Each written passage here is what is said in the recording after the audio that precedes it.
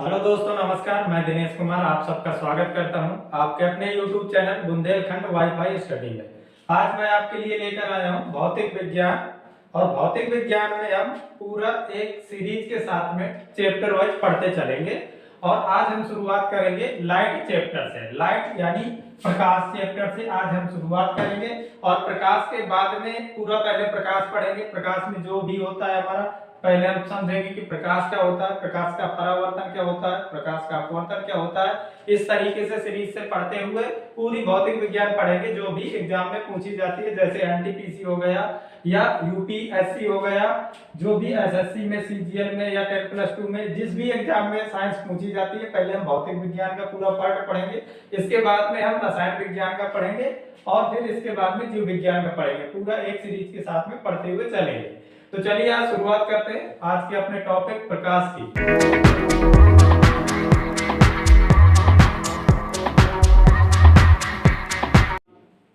तो सबसे पहले प्रकाश के बारे में आपको जानना जरूरी है। प्रकाश वास्तव में होता क्या है, हम प्रकाश किसे कहते हैं। तो प्रकाश के बारे में जैसे जानना है तो उसको हम किस तरीके से समझ सकते हैं कि प्रकाश एक प्रकार की हमारी क्या होती है, ऊर्जा होती है। और किस प्रकार की ऊर्जा होती है, एक ऐसी ऊर्जा होती है जिसके माध्यम से हम, प्रकाश के माध्यम से क्या होता है कि हम वस्तुओं को देख सकते हैं। एक ऐसी ऊर्जा जिसकी सहायता से हम संसार में जो भी वस्तु है उन वस्तु को देख सकते हैं, उसे हम क्या कहते हैं, प्रकाश कहते हैं। मतलब प्रकाश ऊर्जा का एक रूप है जिसकी सहायता से हम संसार को देख सकते हैं। मतलब संसार की किसी भी वस्तु को यदि हमें देखना है तो हमें प्रकाश की आवश्यकता होगी। बिना प्रकाश के हम किसी भी वस्तु को नहीं देख सकते। अब यदि बात करें कि प्रकाश को किस तरीके से दो भागों में बांटा गया है, तो दो भागों में इस प्रकार से बांटा गया है प्रकाश को। एक तो वस्तुएं किस तरीके से होती हैं, एक होती है प्रदीप्त वस्तुएं, आप याद रखेंगे प्रदीप्त वस्तुएं, और एक होती है अप्रदीप्त वस्तुएं।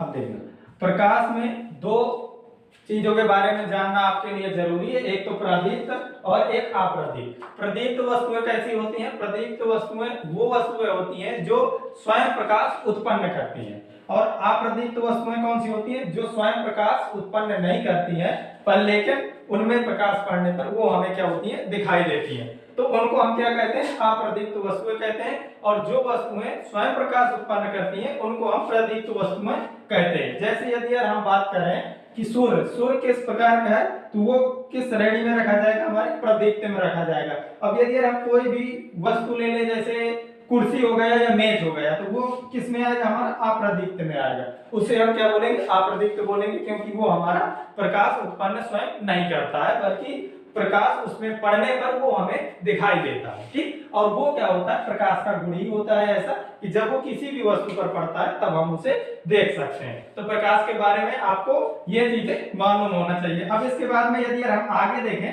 कि प्रकाश की जो है, जो चाल होती है, प्रकाश का वेग जो होता है, तो प्रकाश का वेग कितना होता है, तो प्रकाश का वेग आप याद रखेंगे 3 × 10⁸ मीटर पर सेकेंड, या जिसे हम बोलते हैं 3 लाख किलोमीटर पर सेकेंड। यानी कि प्रकाश पर सेकेंड में 3 लाख किलोमीटर जा सकता है।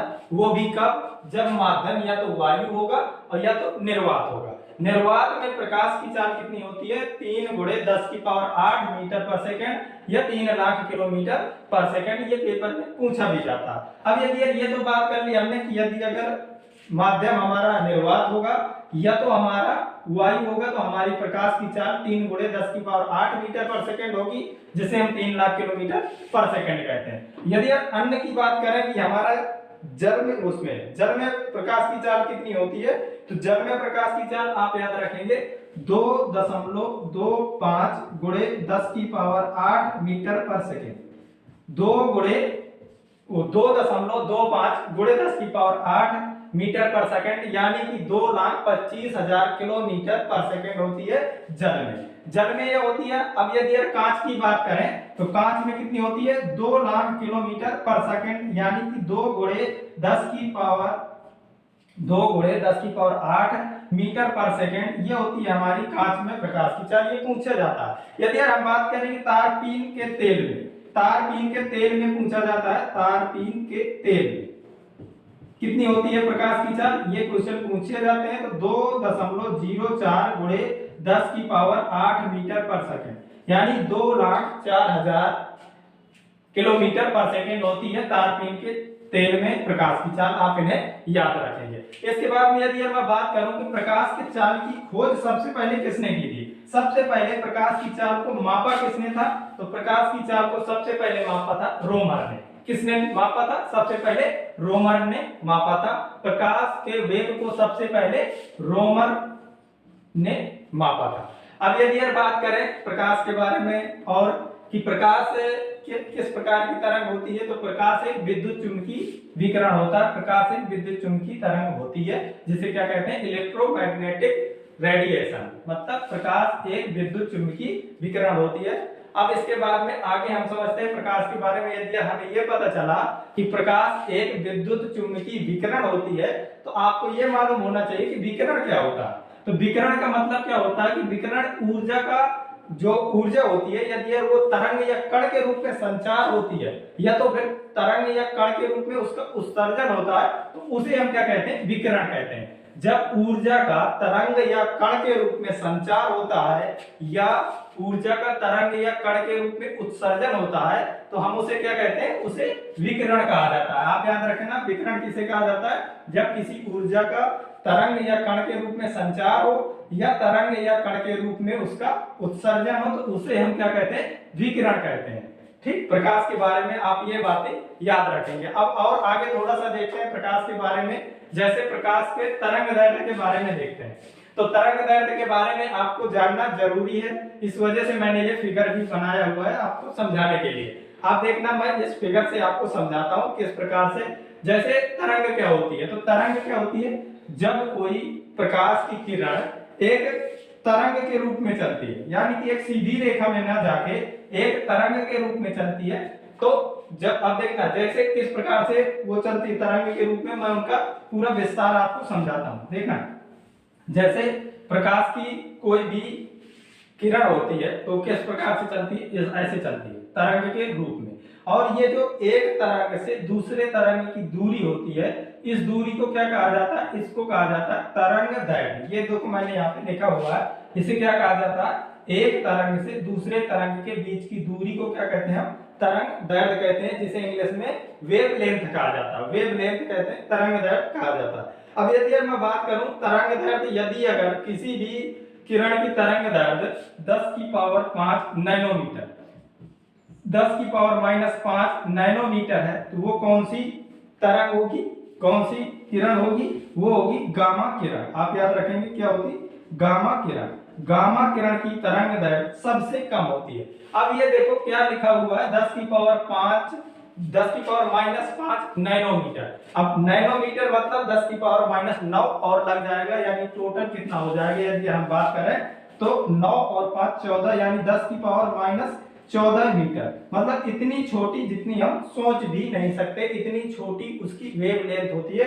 वो इतनी छोटी वेवलेंथ के रूप में चलती है कि हम उतना सोच भी नहीं सकते। और यदि यार बात करेंगे हम एक मतलब छोटे से लेके बड़े तक की बात करते हैं किस तरीके से होता है। अब यदि हम प्रकाश की बात करें, जो हम प्रकाश दृश्य प्रकाश होता है, जैसे मतलब कि रंग होते हैं, जो भी हमारे दृश्य 7 रंग होते हैं, तो उस दृश्य प्रकाश की बात करें तो दृश्य प्रकाश की जो तरंग दैर्ध्य होती है, वेवलेंथ होती है, वो कितनी होती है, जो पेपर में पूछी जाती है। आपसे ये भी पूछा सकता है कि गामा किरण की कितनी होती है वेवलेंथ, तो 10 की पावर -5 नैनोमीटर की होती है। यदि ये डायरेक्ट पूछ लेता है मीटर में, क्योंकि क्वेश्चन आपसे नैनोमीटर में भी पूछ सकता है और आपसे डायरेक्ट मीटर में भी पूछ सकता है, तो 10 की पावर -5 नैनोमीटर या तो फिर 10 की पावर -14 मीटर के बराबर होती है गामा किरण की, यदि हम तरंगदैर्ध्य की बात करें, वेवलेंथ की बात करें। अब आगे बात करते हैं दृश्य प्रकाश की। तो दृश्य प्रकाश की कितनी होती है, तो आपने पढ़ा होगा या तो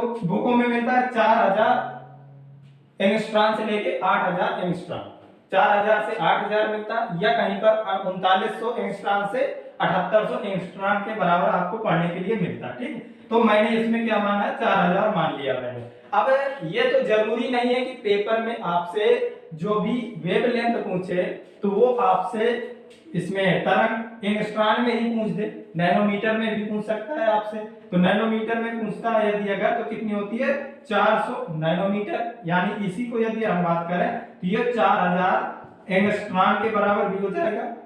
ठीक, तो इस तरीके से भी पूछ सकता, या तो आपसे डायरेक्ट मीटर में पूछ सकता। तो यदि आपसे डायरेक्ट मीटर में पूछता है तब कितना हो जाएगा, तो 4 गुणे 10 की पावर माइनस 7 मीटर, 4 गुणे 10 की पावर माइनस 7 मीटर होती है न्यूनतम। और अधिकतम की बात करें हम तो कितनी होती है 8000 एंगस्ट्रॉम, या तो फिर 8 गुणे 10 की पावर माइनस 7 मीटर के बराबर होती है, या तो फिर 800 नैनोमीटर होती है। अब इसमें बात करेंगे हम थोड़ा सा कि जो बैगनी रंग होता है, तो बैगनी रंग की सबसे कम होती है वेवलेंथ, और बात करें सबसे ज्यादा किसकी होती है, तो सबसे ज्यादा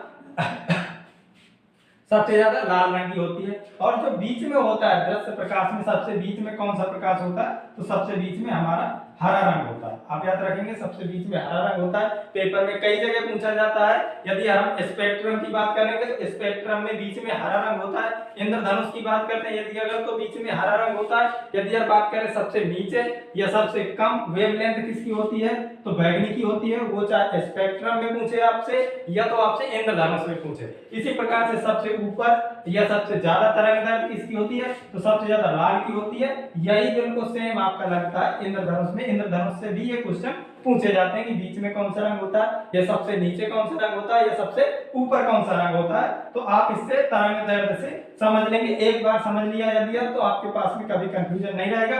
बैगनी रंग सबसे नीचे होता है, जिसकी तरंग वेवलेंथ सबसे कम होती है, और कितनी होती है, या तो 4000 एंगस्ट्रॉम या तो 3900 मिलेगा आपको कहीं कहीं पढ़ने के लिए। और यदि आप नैनोमीटर में बात करेंगे तो 400 नैनोमीटर, और यदि आप मीटर में बात करेंगे तो 4 गुणे 10 की पावर माइनस 7 मीटर के बराबर होती है। ये बैगनी का हो गया आपका। यदि आप इसी प्रकार से लाल रंग की बात करें तो कहीं कहीं आपको 7800 मिलेगा, और कहीं कहीं तो में आपको 8000 एंगस्ट्रॉम मिलेगा। 8000 एंगस्ट्रॉम का मतलब 800 नैनोमीटर, या 8 गुणे 10 की पावर माइनस 7 मीटर के बराबर होती है वेवलेंथ। ये हो गया आपका दृश्य प्रकाश के बारे में। अब यदि हम इससे और ऊपर जाते हैं तो जो माइक्रोवेव होती हैं जिनका यूज किया जाता है माइक्रोवेव का, तो माइक्रोवेव की यदि हम तरंगदैर्घ्य की बात करें, वेवलेंथ की बात करें, तो वो कितनी होती है, तो 10 की पावर 6 नैनोमीटर के बराबर होती है, यानी कि 10 की पावर माइनस 3 मीटर के बराबर होती है। जो हमारी माइक्रोवेव होती है तो उनकी तरंगदैर्घ्य कितनी होती है, 10 की पावर माइनस 3 मीटर, या तो आपसे नैनोमीटर में पूछेगा तो 10 की पावर 6 नैनोमीटर के बराबर होती है। और सबसे बड़ी कितनी होती है, तो रेडियो वेव की। अब रेडियो वेव की कितनी होती है, तो रेडियो वेव में आप समझना कितनी होती है, 10 की पावर 3 मीटर। 10 की पावर 3 मीटर का मतलब क्या होगा, 1 किलोमीटर। मतलब रेडियो वेव जो होती है तो वो 1 किलोमीटर के अंतराल में ऐसे चलती है। पहले उनका अंतराल कैसे होता है, ऐसे एक अंतराल 1 किलोमीटर का होता है, 1 किलोमीटर के अंतराल में चलती हैं। जो रेडियो वेव होती है उनकी कितनी होती है, 10 की पावर 3 मीटर के बराबर होती है, यानी कि 1 किलोमीटर होती है उनकी वेवलेंथ। और यहाँ से हमने देखा था कितनी थी, गामा किरणों की इतनी कम थी कि आप सोच भी नहीं सकते। और जो रेडियो वेव की होती है वो 1 किलोमीटर के बराबर होती है। तो सबसे ज्यादा वेवलेंथ किनकी होती है, रेडियो वेव की होती है, और सबसे कम किनकी होती है, तो गामा किरणों की होती है। सबसे कम तरंगदैर्घ्य किसकी होती है, तो गामा किरणों की होती है। और सबसे ज्यादा की यदि हम बात करें तो सबसे ज्यादा हमारी रेडियो तरंगों की होती है, तरंगदैर्घ्य सबसे ज्यादा। तो ये मैंने इसमें आपको प्रकाश के बारे में थोड़ा सा समझाया, प्रकाश होता क्या है उसके बारे में जानकारी दी। तो आप इन टॉपिकों को याद रखेंगे, क्योंकि इन टॉपिक से भी क्वेश्चन बहुत सारे पूछे जाते हैं कि प्रकाश वास्तव में क्या होता है, और प्रकाश की चाल किस माध्यम में कितनी होती है। जो भी इंपॉर्टेंट माध्यम थे मैंने आपको बता दिए। निर्वात में 3 गुणे 10 की पावर 8 मीटर पर सेकेंड होती है। यदि यार हम बात करें उसकी तारपीन के तेल में, तो तारपीन के तेल में मैंने आपको कितनी बताई, 2.02 गुणे 10 की पावर 8 मीटर पर सेकेंड होती है। यदि हम बात करें जल की, तो जल में कितनी होती है, 2 गुणे 10 की पावर 8 होती है। ये जल में होती है मीटर पर सेकेंड। और इसके बाद में और कांच की बात करें यदि है, तो कांच ये जो मैंने बताई, तो ये कांच की है आपकी 2 गुणे 10 की पावर 8। और जल की यदि बात करें तो 2.25×10⁸ मीटर पर सेकंड ये पेपर में पूछ लिए जाते हैं। प्रकाश की चाल कितनी होती है और प्रकाश की खोज सबसे पहले किसने की थी, मतलब प्रकाश की चाल की खोज किसने की थी, प्रकाश को सबसे पहले मापा किसने था, तो रोमर ने सबसे पहले मापा था। आप इन टॉपिकों को याद रखेंगे, इन पॉइंट्स से क्वेश्चन पूछे जाते हैं और जो भी मैंने आपको तरंग के रूप में समझाया ये सब कुछ आप याद रखेंगे। अब कल से हम एक एक टॉपिक उठा के पढ़ेंगे, जैसे प्रकाश का परावर्तन पढ़ेंगे, प्रकाश का अपवर्तन पढ़ेंगे, प्रकाश का पूर्ण आंतरिक परावर्तन पढ़ेंगे, प्रकीर्णन पढ़ेंगे, व्यतिकरण पढ़ेंगे, ध्रुवण पढ़ेंगे। जो भी आपके पास में कंफ्यूजन है सारे कंफ्यूजन दूर करने के बाद में पूरा पहले हम एक इसी तरीके से सीरीज के रूप में पूरे टॉपिक पढ़ेंगे। पूरे टॉपिक पढ़ने के बाद में फिर इसके बाद में प्रकाश चैप्टर के पूरे न्यूमेरिकल मैं आप लोगों को पढ़ाऊंगा और इसी तरीके से फिर अगला चैप्टर शुरू होगा। तो आपको कोई दिक्कत नहीं रहेगी। एग्जाम में कोई भी क्वेश्चन यदि किसी भी टॉपिक से पूछा जाता है तो आप उसे छोड़कर नहीं आएंगे, आपसे वो जरूर बनेगा और आपको प्लस पॉइंट दिलाएगा। तो इसी तरीके से आप लगातार क्लास ज्वाइन करते रहिए, पढ़ते रहिए। अब लेकर आएंगे अगली क्लास आपके लिए, तब तक के लिए नमस्कार।